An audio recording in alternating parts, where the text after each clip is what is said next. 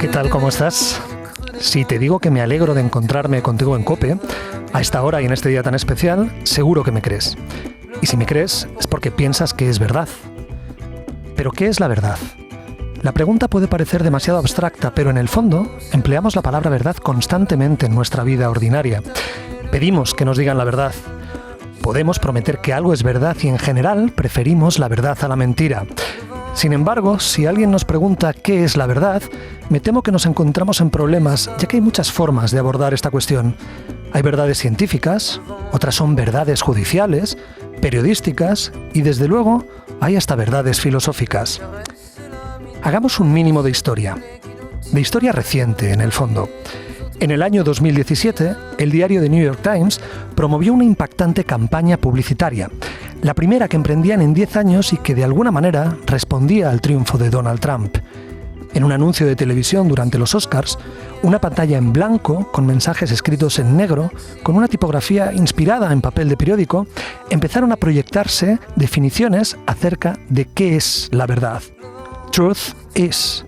La verdad es, se leía en cada imagen, y acto seguido se advertía que la verdad es dura de escuchar, difícil de alcanzar, y acababa concluyendo que la verdad ahora es más importante que nunca. La campaña se prolongó luego después en carteles dentro del propio periódico y las calles de Manhattan aparecieron decoradas con carteles enormes en los que se leía exactamente esa palabra: truth, verdad. Por cierto, algún tiempo después, en 2021, Donald Trump lanzó una red social llamada precisamente Truth Social. Este acontecimiento me parece relevante, pues marca un antes y un después en el tratamiento público de la palabra verdad. Hasta hace muy poco, el concepto parecía una cosa antigua, viejuna y puede que incluso demasiado ortodoxa. Es posible que no sepamos exactamente qué es la verdad, pero a cambio es muy probable que todos sepamos qué es una mentira. Sabemos que hay personas que nos mienten, que existen políticos que no son veraces y los medios de comunicación sufren una crisis de reputación severa. Y en muchas ocasiones esa crisis está fundada. Hay quien prefiere creer un bulo anónimo que una información contrastada, pero también hay medios que se prestan a ser correas de transmisión del poder y que ofrecen información sesgada o medias verdades. La desinformación, en muchas ocasiones, no está en lo que se publica, sino en lo que no se publica. Pero seamos francos, o mejor, veraces. Nosotros mismos, en nuestra vida cotidiana, hemos mentido alguna vez, eso es seguro. Y también es muy probable que hayamos prometido que nunca más lo haríamos. Y a nadie, me juego lo que quieran, le gusta que le mientan. De la verdad se ha ocupado, por supuesto, la filosofía. Ya en el viejo poema de Parménides, uno de los textos fundacionales de nuestra cultura, se hablaba de una verdad bien redonda que, por cierto, dice la diosa del poema, que es imperativo conocer. Para Platón, algunos siglos después, la verdad era una forma de no olvido. De hecho, es así como se dice literalmente en griego antiguo, aletheia. Pero la verdad era, además, la aliada del bien y de la belleza. Su discípulo Aristóteles ya formuló una primera definición que podría validarse hoy: decir de lo que es y de lo que no es que no es. Tal cosa es la verdad.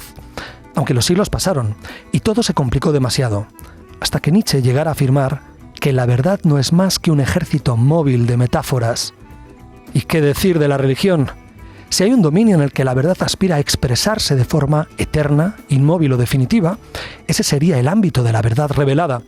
En la tradición cristiana, con una fórmula original griega que tanto recordaría a la de los primeros filósofos, Pilatos pregunta a Jesús en el Evangelio de Juan ¿qué es la verdad? Y en ese pasaje del texto, por cierto, Jesús guardará silencio. La búsqueda de la verdad ha motivado a la humanidad casi desde su origen. También es cierto que a veces la lucha por establecer verdades específicas ha servido para motivar experiencias violentas o cuando menos injustas. En demasiadas ocasiones se ha matado invocando en el nombre de la verdad. Lo que un día era verdadero, con los siglos se ha demostrado falso. Pero hay algunas verdades que casi nos acompañan desde la noche de los tiempos.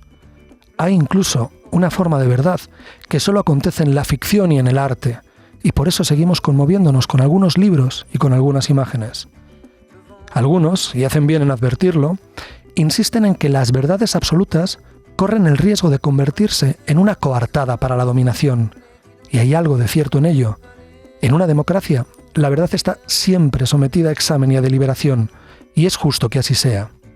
El conocimiento es un conocimiento público y expuesto a la crítica, y por eso el pluralismo, también en el ámbito mediático, resulta imprescindible para intentar construir una opinión pública cada vez, si no más verdadera, sí al menos más veraz.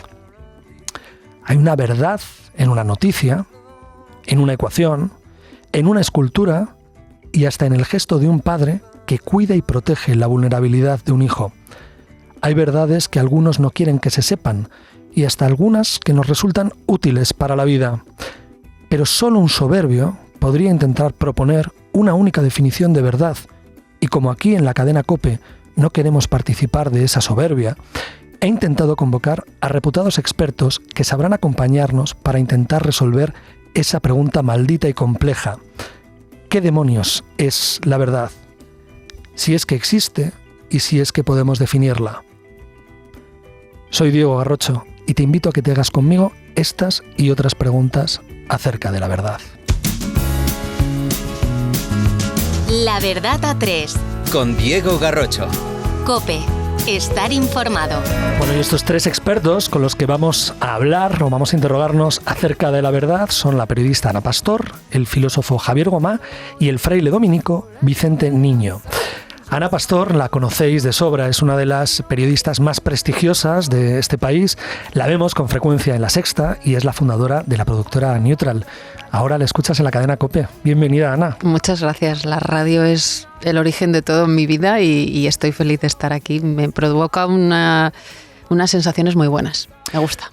Bueno, para mí es una responsabilidad entrevistar a una de las mejores entrevistadoras del país y aún así lo voy a intentar y además no voy a merodear mucho, así que empecemos a quemarropa. ¿Qué demonios es la verdad para un periodista? Ay, Dios mío, es la gran pregunta. Sí, me ha encantado tu optimismo, ¿no? De a nadie le gusta que le mientan, luego te rebatiré eso. Quiero pensar que no como periodista, sino cualquier ser humano puede tener un concepto parecido de la verdad. Es verdad que para los periodistas es como el camino habitual por el que intentamos transitar sin desviarnos, pero si tuviera que elegir, no sé si una palabra o una manera de definirla, te diría que son los hechos. ¿Qué es para mí en mi cabeza los hechos? Es la primera capa, la más pura, la más importante, la materia con la que los periodistas trabajamos, pero los hechos para cualquiera, y luego le vas añadiendo capas, en el mejor de los supuestos, interpretaciones. Si seguimos, malinterpretaciones. Si continuamos con otras peores, pues pueden ser manipulaciones, subjetividades, tóxico, ruido. Pero esa primera capa para mí son los hechos y podría ser la verdad. No sé si tuviera que elegir una definición. Y yo voy a poner a un filósofo, a Nietzsche, que dejó escrito aquello de que no existen los hechos y que todos son interpretaciones. ¿Tú qué le dirías a Nietzsche? No sé si me atrevería a decirle así cara a cara que no estoy muy de acuerdo, pero lo intentaría hacer. Le diría que sí que existen los hechos. Pues no sé, que el agua hierve a 70 grados es un hecho demostrado. Diría que el hecho de que él haya existido es demostrable, incluso su trascendencia, porque en el siglo XXI y en el año 2024-25 estamos hablando de él, así que sí, yo creo que él es la prueba que demuestra que los hechos existen, su propia existencia. Luego discutiremos eso del hecho desnudo, si lo podemos de verdad coger casi con las manos o si lo podemos describir o si se va a solapar necesariamente con el universo valorativo, pero me interesa hacer una estrategia que hacían los teólogos medievales, que era la teología negativa, definir qué no era Dios para poder definir qué era o aproximarnos a ese conocimiento. Podemos preguntarnos por la mentira y podemos preguntarnos por el origen de la mentira. ¿Quién o qué es el principal enemigo de la verdad en el periodismo? Porque comúnmente se apunta siempre al poder político, al poder económico, pero recientemente también estamos escuchando a muchos periodistas decir que son activistas de causas. Y no sé cuál de esos tres focos puede ser más problemático o si en el fondo es el periodista quien tropieza, digamos, con su propia naturaleza cuando miente, cuando sesga o cuando se equivoca. A ver, todos esos que has nombrado a mí me inquietan habitualmente, pero es verdad que la mentira es consustancial al ser humano. O sea, quiero decir, no tiene que ver con la profesión, sino tiene que ver con cada uno de nosotros, ¿no? Es verdad que cuando eres periodista, enfrentarse solo a una de las posibilidades que tú has dado, que tenga que ver con los partidos políticos o con el poder financiero, solo cada una de ellas por separado, pues igual puedes combatirlas. digo desde el punto de vista del periodista, frente a la mentira que venga de ahí.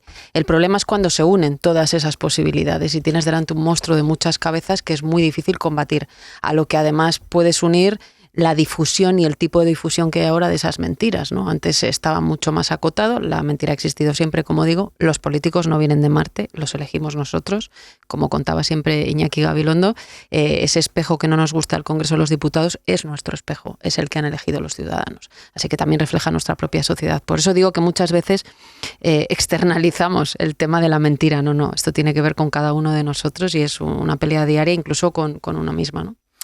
En el ámbito periodístico hay hoy un debate muy vivo en torno a los medios más clásicos y las redes, y de hecho si hoy hablamos de la verdad es porque casi el periodismo ha puesto de moda hablar de verdad, mentira, bulos, y se apunta mucho a las redes sociales, donde se extienden naturalmente bulos, pero no sé qué es más preocupante, si que un anónimo Pikachu 67 intente extender un bulo, o que grandes cabeceras de prestigio histórico sean capaces de sesgar noticias o de editorializar portadas. A mí no sé qué me da más miedo. A ver, yo creo que todo es preocupante porque Pikachu puede tener un impulso, parece que muy anónimo y convertirse en algo mucho más grande, ¿no? También creo que no es lo mismo editorializar, incluso te diría un bulo, que narrativas de desinformación. Lo que a mí me ha enseñado el equipo de Neutral y la gente que sabe bien cómo funciona este mundo de la mentira con un interés económico detrás, es que no es lo mismo un error o no es lo mismo incluso una visión ideologizada que no nos pueda no gustar o editorializante y que te esté empujando. A mí no me gusta que me empujen en nada cuando estoy pensando, que una narrativa de desinformación. Entonces creo que ahora mismo las redes tienen muchas narrativas de desinformación que especialmente buscan, pues por ejemplo, está muy estudiado, criminalizar a la gente que peor lo pasa, como por ejemplo los inmigrantes. Eso es otra cosa. Entonces creo que también está bien, como hoy acompañamos a gente que la palabra la valoráis muchísimo, que creo que es otra cosa. Tú has dicho el desprecio por la verdad. Yo creo que vivimos un momento de desprecio del conocimiento y eso está muy vinculado a la verdad. Vengo de una familia donde somos los primeros que hemos podido estudiar, mis hermanos y yo, y para mí tener posibilidad de conocer es una cosa, es un lujo, y sin embargo me estoy encontrando con que hay gente que presume de ignorancia y de desconocimiento y me deja muy choqueada, ¿no? Entonces creo que está muy relacionado también con el desprecio de la verdad, intencionada a veces y a veces por error. Y en términos generales dirías que el contexto mediático en España, con todos sus problemas, es saludable, es análogo al de otros contextos, pienso en el mundo anglosajón, o que tenemos vicios propios que deberíamos vigilar con especial atención. Bueno, yo creo que nos parecemos mucho en algunas cosas a otros países. Yo siempre tuve muy en la cabeza como gran referencia lo anglosajón, pues por ejemplo en el tema de las entrevistas salvajes, como me gustan a mí, y eso creo que es verdad que en España se practica muchísimo más que hace 20 años.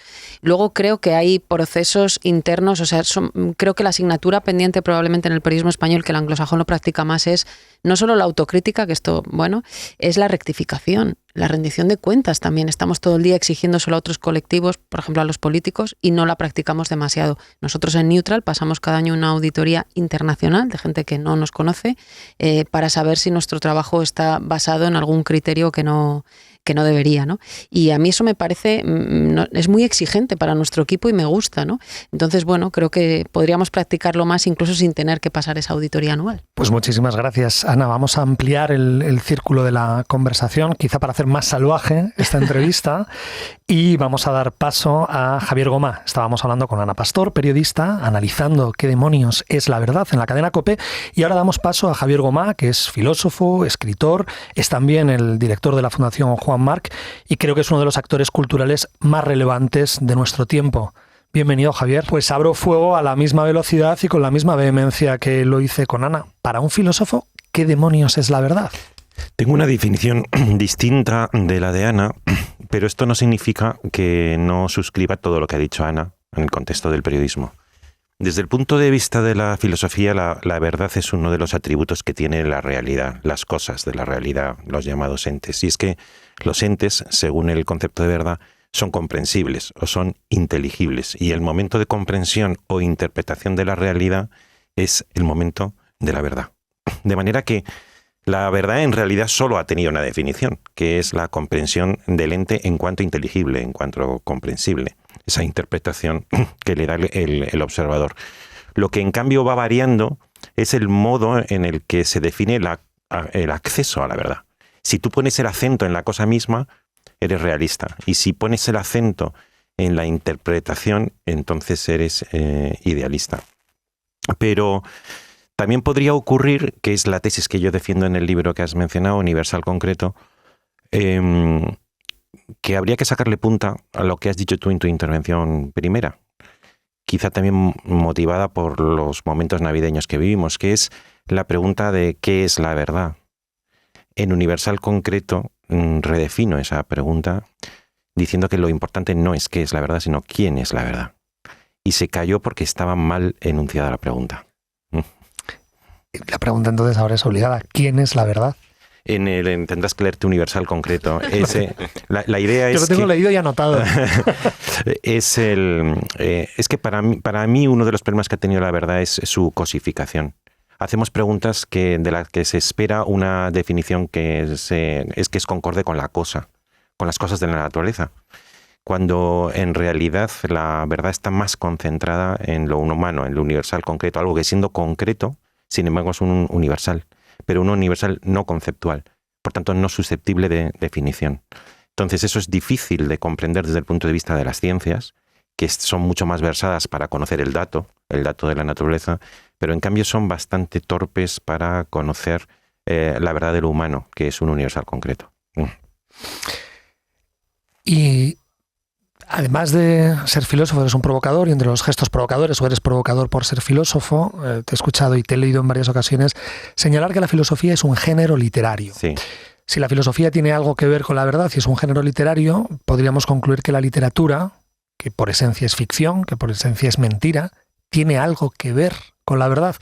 Retomo aquel título de Vargas Llosa, ¿cuál es esa verdad de las mentiras? ¿Cómo puede haber verdad en una mentira? O sea, ese título de Vargas Llosa, que es un título que además funciona muy bien, habla de la verdad de las mentiras. Se podría decir que la verdad de las mentiras es mentira en cuanto hecho positivista, como dato, es mentira porque lo que cuenta se lo ha inventado, pero puedes invertir el título y poner acento en la verdad de las mentiras. Es mentiras porque no son hechos reales, son hechos imaginados, pero contienen verdad. Y en mi opinión, la narración, por ejemplo, una novela, que es a la que se refiere Vargas Llosa, contiene más verdad que el hecho científico o que el enunciado científico.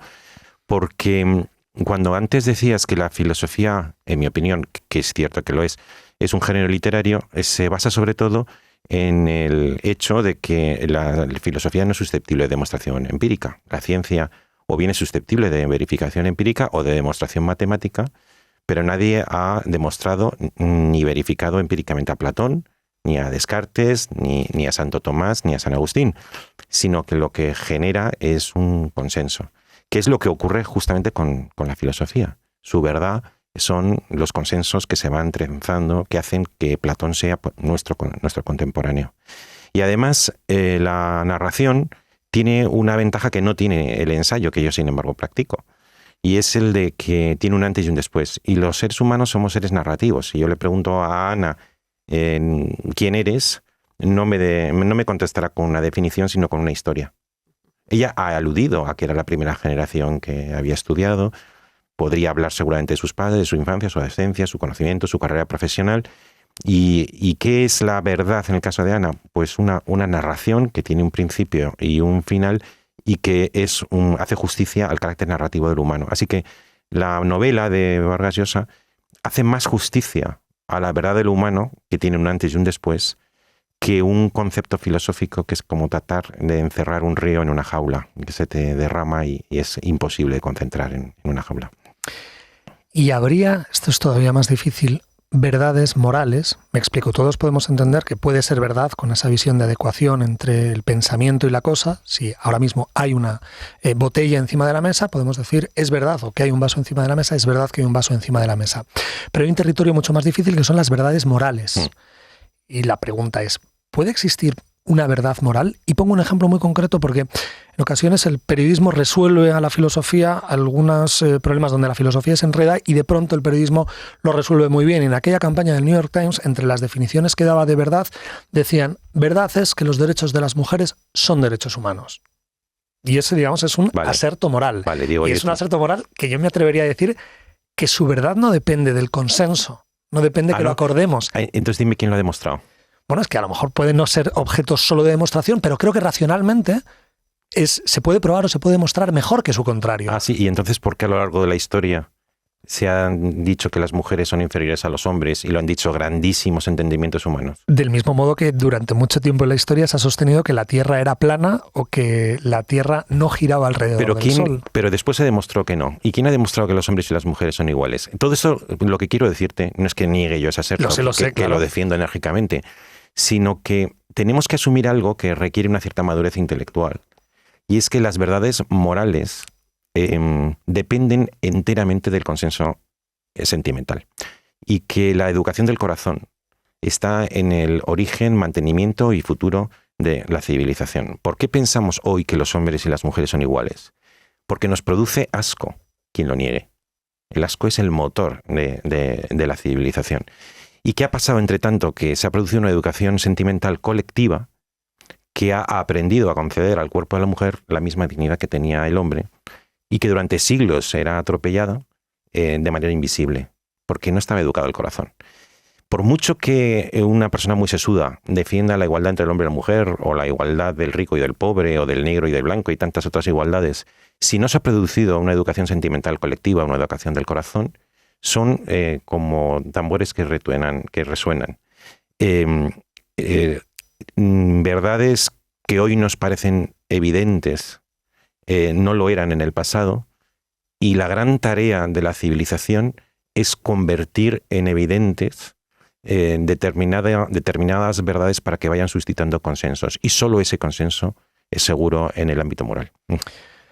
Pero tan consenso o tan sólido era el consenso sobre la defensa de los derechos de las mujeres como cuando no existía. O le doy la vuelta a la pregunta. Estoy de acuerdo en que el corazón se puede educar, pero el corazón se tiene que educar con vistas a un ideal. Por eso puede existir una buena reforma educativa o una mala reforma educativa. Y ese ideal casi asintótico, quiere decir, ese ideal regulativo, puede tener vocación de verdad. Entiendo que es complicado. Sí, pero siempre y cuando no pienses en la verdad como positivismo. Si es que yo siempre repito lo mismo. Yo reivindico el concepto de verdad, pero no necesariamente el concepto de verdad como un hecho susceptible de verificación empírica. Pues una última pregunta, antes de meternos todavía en aguas aún más procelosas, pero estamos viviendo un descrédito, digamos, de la palabra pública a través sobre todo de los políticos, pienso. Y hay una pregunta muy clásica dentro de la historia de la filosofía y es si existe una mentira política que pueda ser legítima. ¿Tú crees que en ocasiones están legitimados a mentirnos los políticos, Javier? Te volvería a decir lo mismo. Te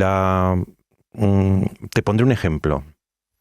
En la ética de Nicómaco, Platón, Aristóteles, que era amigo de Platón, decía que tenía que contradecir al Platón en un aspecto porque era amigo de Platón, pero más amigo de la verdad.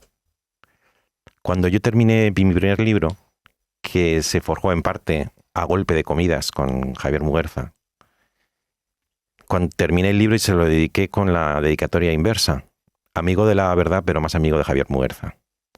Y es que la importancia de la verdad sobre todo reside en las relaciones personales. Si se esconde un amigo mío porque está perseguido por un ejército de personas malvadas, yo contaré una mentira, sin ningún escrúpulo.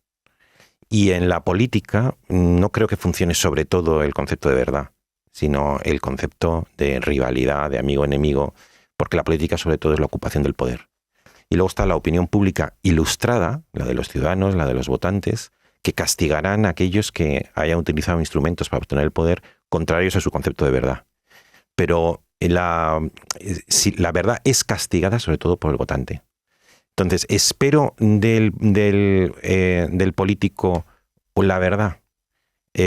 Lo que espero es que tenga un comportamiento que si me produce repugnancia o me parece indigno, yo no lo votaré. Pero no es tanto, a mi juicio, un tema de verdad como de gestión de los asuntos públicos y de confianza. Qué gran pregunta es la de si se castiga o no, o suficientemente o no, la mentira en política, o si se premia la virtud, que eso sería también un asunto muy, muy aristotélico. Acabamos de escuchar al filósofo Javier Gomá. Antes hemos estado hablando con Ana Pastor y quiero sumar ahora a un tercer invitado que va a seguir, digamos, abriendo puertas o multiplicando los matices de estas preguntas sobre la verdad. Vicente Niño es fraile dominico. Seguimos conversando en la cadena COPE acerca de la idea de verdad y ahora vamos a hablar con Vicente Niño, que es religioso, en concreto es fraile dominico, y es además un apasionado de la teología, de la filosofía y de la política. Vicente, bienvenido. Bien hallado, muchas gracias, Diego. No voy a ser demasiado original y te voy a devolver la pregunta que le hice al filósofo Javier Gomá o a la periodista Ana Pastor. Para un religioso, ¿qué es la verdad? O todavía estreso más la pregunta. Para un religioso católico, para un fraile dominico, ¿qué demonios es la verdad? Yo creo que lo que primero habría que decir es que la verdad existe en medio de un contexto social y cultural que renuncia siquiera a hacerse la pregunta. Yo creo que en clave religiosa nos lanza a la pregunta también por el sentido de la existencia. ¿Qué hace el ser humano aquí? ¿Cómo se puede vivir? ¿Es posible vivir bien? ¿De qué manera adecuamos nuestra vida a la realidad? ¿La realidad tiene valor por sí solo? Todos son distintos matices sobre la pregunta de la verdad. Y en creyente yo creo que apunta también a la existencia pues, de un Dios creador, de un Dios que se preocupa por el ser humano, que le ama, que le quiere y que quiere que su vida sea de la mejor forma. Por ahí apuntaría al comienzo de la pregunta por la verdad. ¿Y dónde mira un religioso para encontrar la verdad? Matizo la pregunta. Una periodista mira los hechos, puede abrir los ojos, mira la realidad y constata la verdad factual de unos acontecimientos. Un filósofo puede hacer eso, también puede, digamos, excogitar de manera puramente teórica verdades de razón. ¿Pero dónde mira un religioso para decir o para encontrar la fuente de su verdad? Pues un religioso yo creo que mira a la realidad completa.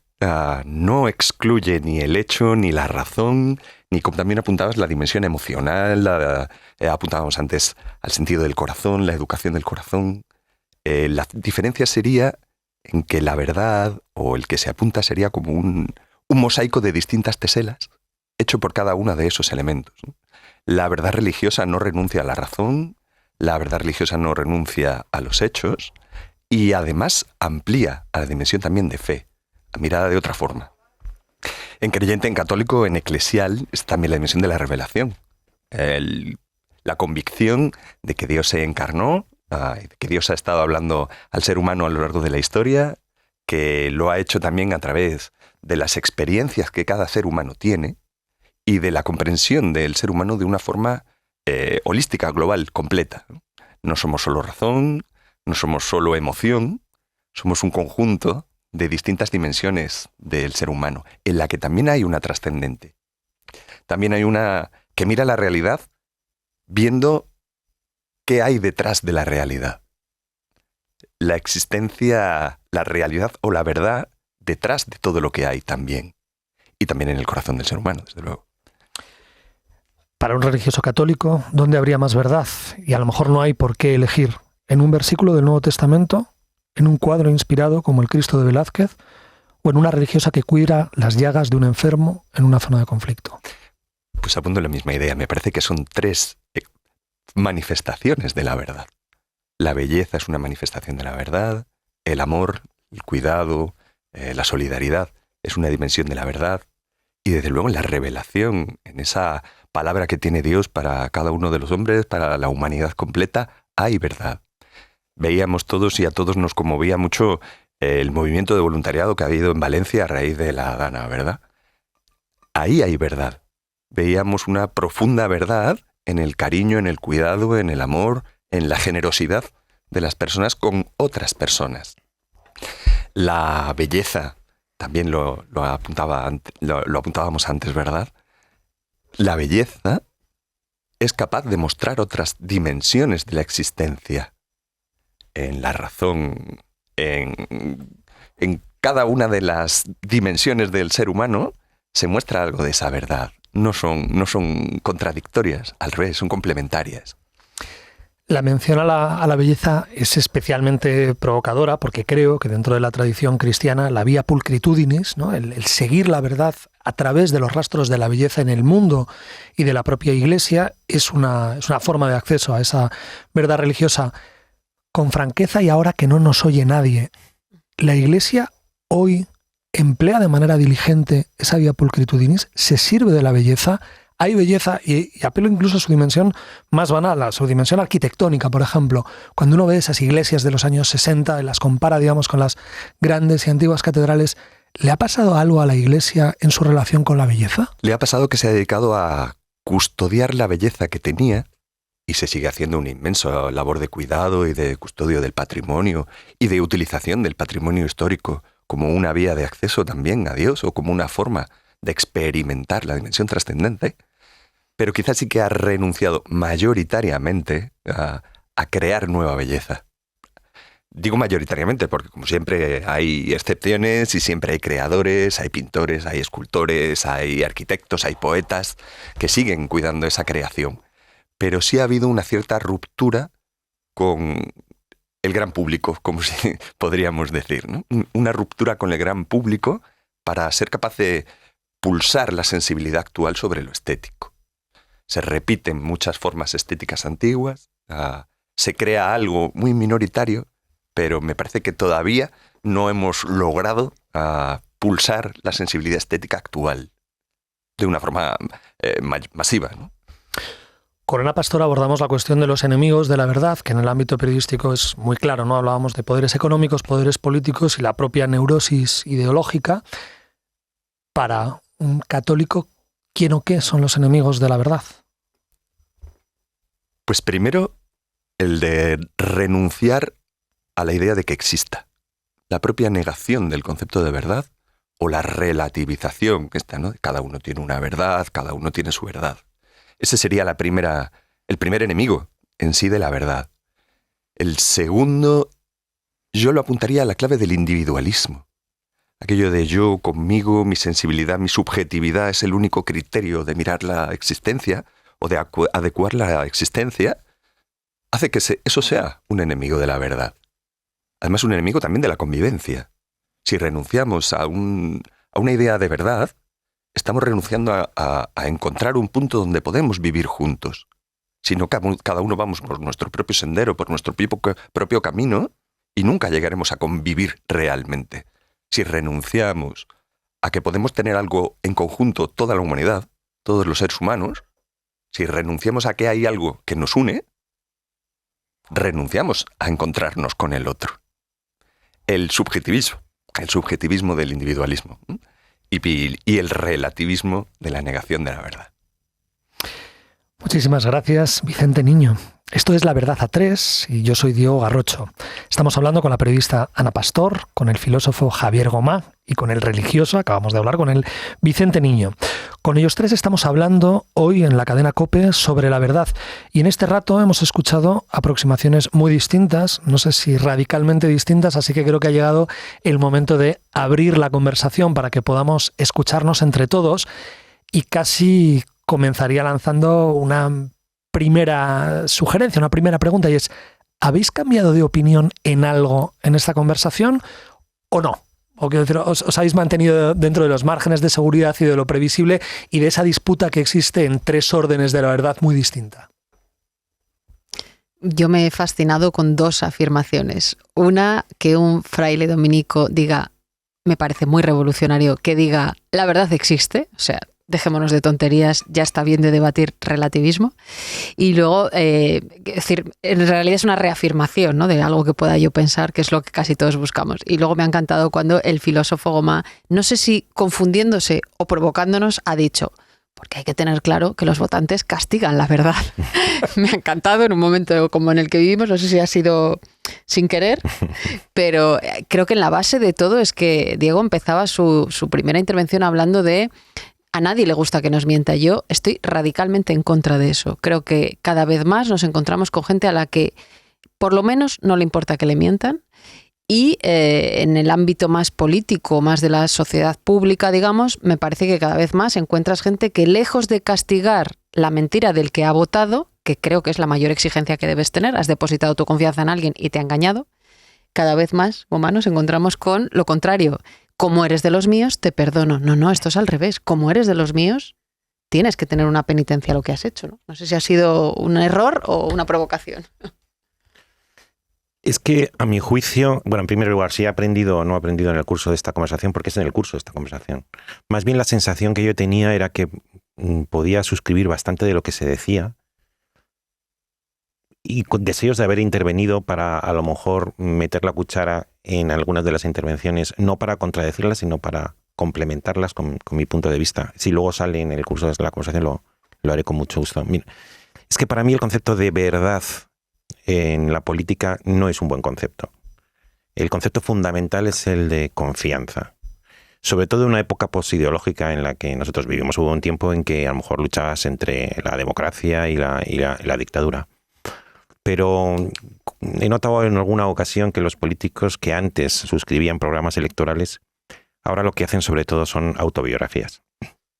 Porque de lo que se trata es de ofrecer un relato que sea convincente y que diga, yo de ese tío me fío. Incluso aunque los otros digan que es mentira, yo de momento me fío. Porque el concepto regulador de la política no es, a mi juicio, la verdad, ya sea entendida como contraste, adecuación del enunciado a las cosas, o como la constitución colectiva y presubjetiva, que tantas fórmulas se han dado sobre el concepto de verdad, sino que tiene que ver sobre todo con las relaciones personales. Hay un señor o una señora allí y tú dices, ¿me representa o no me representa? Mientras que muchas cosas de las que dice, que el opositor es malo, que el opositor ha mentido, pues te dan igual, porque no son, la inmensa mayoría de los enunciados de un político no son susceptibles de verificación empírica, según decíamos antes. Pero yo de este hombre me fío, aunque digan lo que digan, hasta que pierdo la confianza. Entonces, en ese sentido, es en el que pienso que el concepto de verdad no es demasiado explicativo del comportamiento y funcionamiento real de la política. Vicente Niño.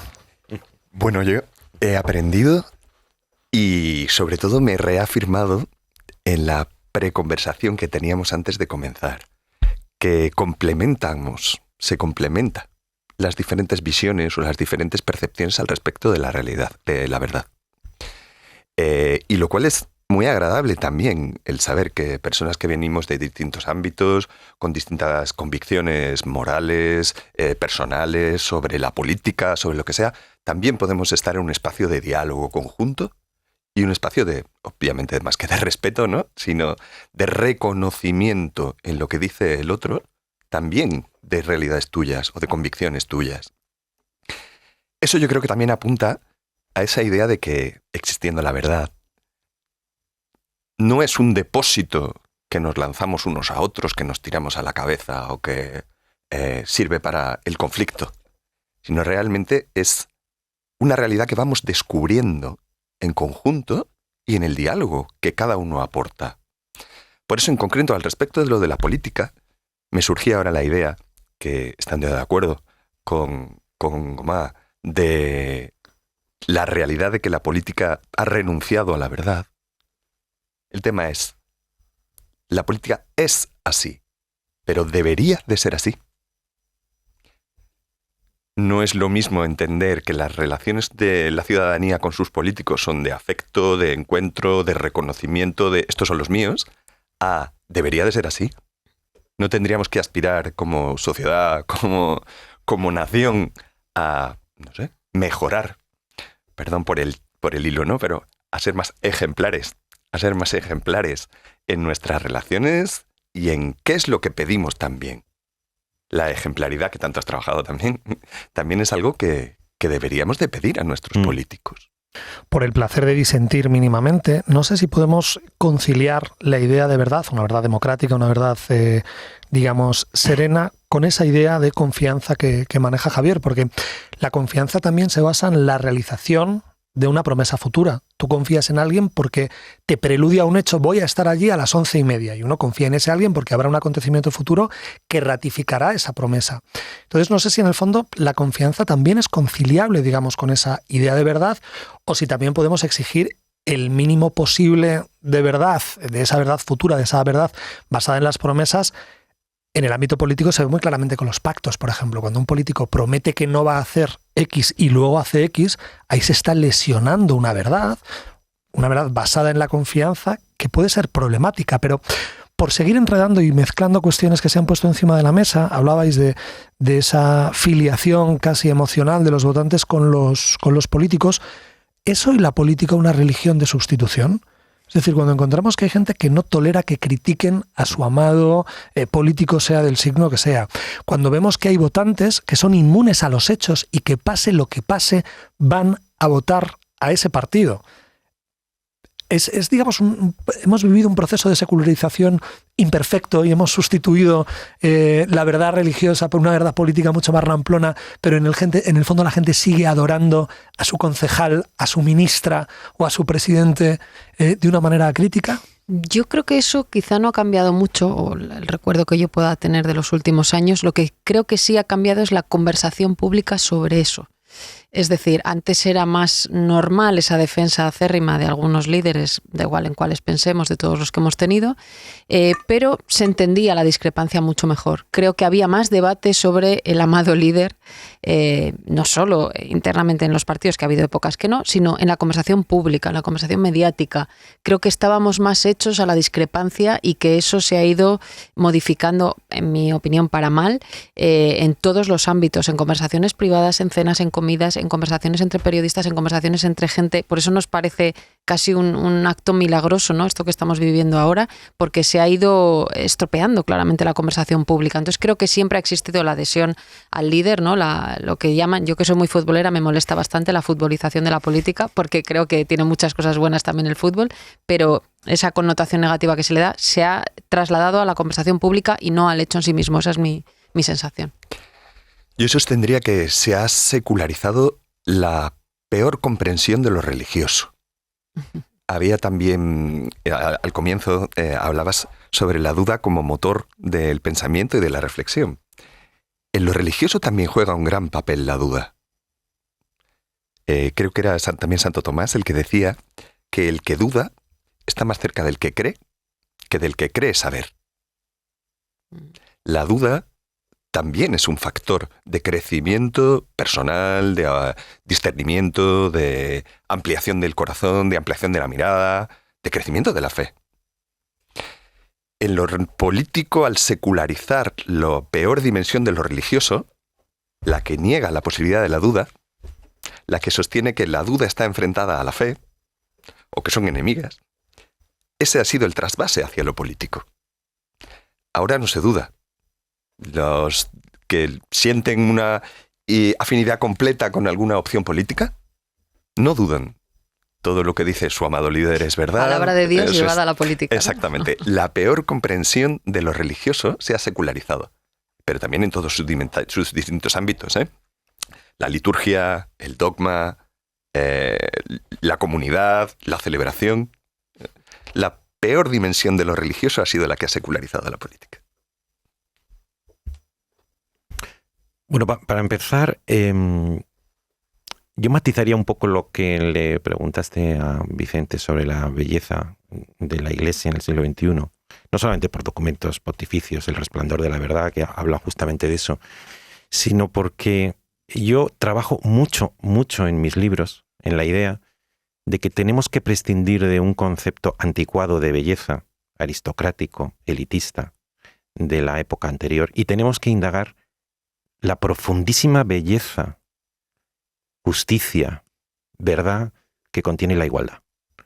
Y que por tanto a lo mejor tenemos que hacer manifestaciones artísticas que expresen la belleza de la igualdad, en ocasiones con elementos pobres y con arquitecturas no impresionantes, que quizá despreciemos porque no son comparables a un edificio románico o gótico, pero que te produce un estremecimiento estético que puede ser superior. Y a lo mejor lo desprecias porque arquitectónicamente es inferior, pero a mí me conmueve. Hay una belleza profundísima en la igualdad. Y esos elementos arquitectónicos pobres a mí me pueden conmover tanto o más que una catedral gótica. Y también lo he dicho Vicente, y estoy de acuerdo en que eso que está enunciado en tu pregunta presupone un concepto feo de la religión, que es la religión como instrumento de dominación. Y es cierto que, como no puede ser de otra manera, si la política sobre todo va del poder, en una época democrática, predemocrática, utilizaban la religión para obtener obediencia. porque la religión permite que la gente obedezca, no solamente porque lo exige la ley o el político, sino porque lo exige la conciencia, que es mucho más sutil. Y esta es la instrumentalización de la religión para obtener obediencia, porque tú puedes decir que el hijo tiene que obedecer al padre por razones jurídicas, por razones económicas, pero si hay un mandamiento que dice honrarás al padre y a tu padre y a tu madre, entonces tienes todavía más razones para la obediencia. Entonces, la democracia, en mi juicio, representa una sana secularización. Ana presentó un libro que hicimos Pedro Vainilla y yo que se titulaba Verdades penúltimas, y la política debería, a mi juicio, en democracia, basarse en el criterio de que las verdades en política existen pero son penúltimas. Y eso quiere decir que están presididas por un sano relativismo. Sano relativismo que no lleva ni al escepticismo, ni mucho menos al nihilismo, sino a la idea de que las verdades en políticas son susceptibles de deliberación. Y por tanto son susceptibles de crítica, de análisis, de diálogo y en su caso también de abandono. El problema es cuando las leyes de la política se sacralizan y entonces ámbitos de la verdad penúltima se convierten en verdad última, que significa que se sustraen a la deliberación. Y el problema todavía peor, que sí que creo que es bastante contemporáneo y lo ha apuntado Ana con su metáfora del fútbol, es cuando la política desborda los ámbitos de la política e invade en la esfera de lo privado. Y entonces el amigo enemigo que rige la política, de pronto rige las conversaciones en casa, las conversaciones con tu pareja, con tus hijos, con tu amigo, y todo se politiza en el peor sentido de la palabra. Cuando la política está en el ámbito político, yo lo acepto muy bien. Se trata de una cierta madurez de que las verdades últimas tienen que estar residenciadas en el corazón, que el corazón es escatológico, ahí está lo último. Pero la política no debiera ser escatológica, sino que debería estar basada en las verdades penúltimas. Dice Gomá en ese libro Verdades penúltimas con Ballín algo que va a medio camino de la interpretación y de la verdad, bueno, de la opinión y de la verdad, ¿no? Ellos defienden en ese libro optimista que hemos mejorado ampliamente a lo largo de los siglos y a lo largo de los años. Yo, que tengo últimamente cierta tendencia al pesimismo, me agarro a una de sus verdades penúltimas. Creo que pones un ejemplo, Gomá, de hace centenares de años un padre descubría que su hija había sido violada y tenía una única opción, que salir a matar al violador. Y Gomá, de una manera muy macarramente maravillosa, dice: ahora uno va a una ventanilla donde le atiende un funcionario, en este caso de policía, y donde buscan una solución no compartida, sino que la otra persona en la ventanilla busca una solución y una reparación para esa víctima. Esa evolución es también una verdad, aunque es una opinión. Está a medio camino. Hemos mejorado, es una opinión, no es una verdad. Pero es verdad que ahí Gomá intenta mezclar los dos mundos, ¿no? No sé en qué parte de la verdad escatológica está este ejemplo, pero es una opinión que hemos mejorado, que algunos igual nos lo rebatirían, ¿no? Sí, es una opinión, pero la he dicho 650.000 veces en diferentes foros y todavía nadie me ha conseguido convencer de lo contrario. Me ha encantado la idea de esa belleza humilde, o sea, retomándolo, porque efectivamente cuando hablamos de la belleza no tiene por qué tener que ver con las grandes arquitecturas, sino con el acontecimiento moral. Por eso antes señalaba la imagen de alguien que cura a otro. Exacto. Como acontecimiento potencialmente, no sé si verdadero, ya no me atrevo a decir verdadero, pero desde luego bello. Estamos en Navidad y la propia, dentro de la imaginaria cristiana, la propia idea del portal de Belén es un ejemplo muy claro, ¿no? Es decir, como un lugar extraordinariamente humilde puede ser el centro de un relato potentísimo. Salvando mínimamente la cuestión de la verdad, la vamos a rodear y estamos ya con muy poco tiempo, pero hay una última pregunta que me gusta hacer mucho en reuniones con amigos inteligentes como vosotros, y es: si pudierais legislar una sola norma que supierais que se va a aprobar y que se va a respetar en sede parlamentaria y que va a perdurar durante el próximo medio siglo en España, ¿qué ley aprobaríais? Probablemente una que tenga que ver con educación. Es una herramienta que creo que cualquiera puede compartir, su mala utilización también, pero una herramienta que cualquiera puede compartir, que es hiper necesaria. Que estuvimos a punto de conseguir otro pequeño milagro, y es que hubiera un gran acuerdo entre los dos grandes partidos de que esas leyes de educación no se cambiaran alternativamente cuando cambian los gobiernos. Para mí hablaría de un país de maestros y maestras mucho mejor, un partido, el que sea, que ponga ahí el acento y que además lo proteja y lo custodie como algo importantísimo, ¿no? Quienes tenemos hijos sabemos que cada mañana cuando los dejamos en el colegio o en la guardería depositamos lo más importante y quienes lo reciben tienen el trabajo más importante. Así que yo tiraría por educación, también vinculado a la verdad, que mucho del pensamiento crítico se ha perdido eliminando materias que lo favorecen, ¿no? Como bien sabe Goma. Primero, no tengo una confianza excesiva en la ley. Yo he aprobado una oposición, como sabes, me he ganado la vida de letrado del Consejo de Estado muchos años, pero no creo en el poder taumatúrgico de la ley, creo en el poder de las costumbres prejurídicas.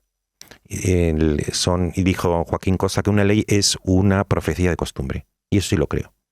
Si ayuda y contribuye a crear el elemento material de las costumbres, sí. Bueno, dicho esto, yo aprobaría una ley de la elegancia estilística. En el Consejo de Estado he recibido montones de leyes que es de una incuria lingüística tan extraordinaria que produce escalofríos.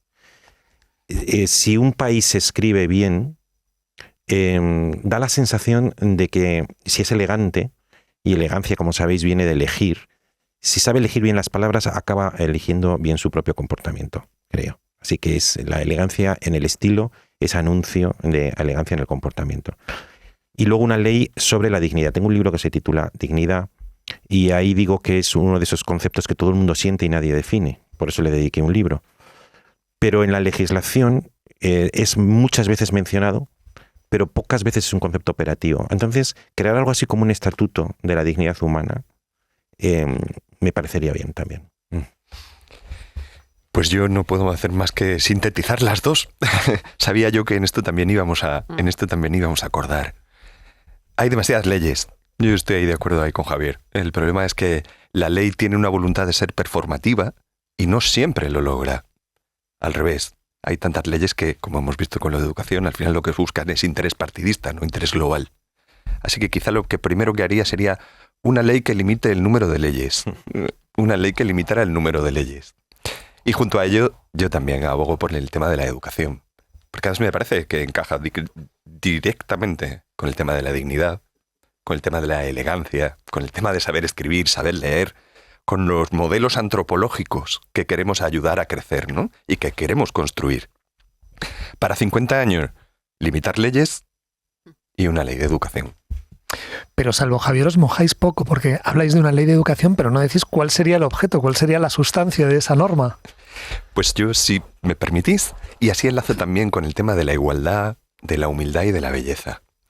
La educación tiene que servir para elevar a las personas, para hacerles crecer en sus dimensiones y en todas las dimensiones. La belleza, cuando se capta, cuando realmente es belleza, logra elevar al ser humano, elevarle por dentro. Por eso estoy de acuerdo, y no estoy de acuerdo con Javier, en ese sentido de igualitarismo. Si entendemos igualar por abajo, no es igualdad, sería igualitarismo, ¿no? Es una igualdad que eleve, como eleva la belleza, o como la educación debería de servir. Yo he trabajado casi 10 años en el mundo educativo, los últimos 10 años, y realmente encuentras tantísimas trabas, sobre todo administrativas y burocráticas, para poder desarrollar la labor de educadora, que dices una ley que fuese lo menos legislativa que pudiera y que ayudara a hacer crecer a las personas. Yo sí estoy a favor de que haya leyes y además estoy a favor, y además creo que no hay tantas leyes, creo. Y una ley de educación basada fundamentalmente en algo que puede ir en contra de cualquiera de nosotros y por eso me gusta, que es el pensamiento crítico. Quiero decir, eso no se fomenta la educación en España en absoluto y parte de ese problema pues lo estamos pagando en momentos de perturbación como ahora, ¿no? Ana, yo siempre digo con lo del pensamiento crítico, cuidado con ser pensamiento criticón. Claro, es que son cosas diferentes. Y el pensamiento crítico siempre como instrumento de algo muy superior, que es el pensamiento gozoso. Me encanta. Pues con esa referencia al pensamiento gozoso podríamos ir terminando porque ha sido un verdadero placer conversar con vosotros. Podría haber durado mucho más. Cuando estaba dando paso a uno o a otro echaba mucho de menos tener más minutos para seguir hablando, así que confío en que encontremos la manera de seguir esta conversación en Cadena COPE. Ana Pastor es periodista, Javier Gomá es filósofo, Vicente Niño, fraile dominico. Muchísimas gracias a los tres y feliz año. Y a ti por compartir con nosotros este rato en COPE y hasta la próxima. Si quieres, nos encontramos de lunes a viernes en La Linterna, a eso de las 19:33, con Ángel Expósito.